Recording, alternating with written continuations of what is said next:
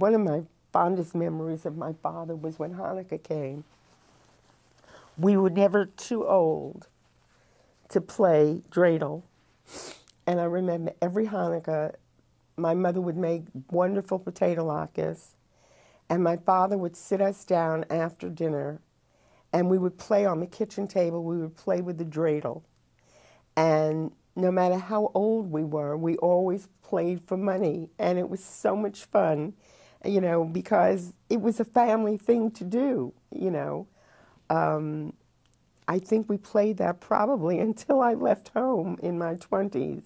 It was just a lot of fun, and it was a family gathering type of thing. My two eldest siblings were already out of the house, and I think probably my middle sister was married by then. So at that time, it was just my brother and myself, but we still loved it. You know, we would look forward to it, playing Dreydl with Dad.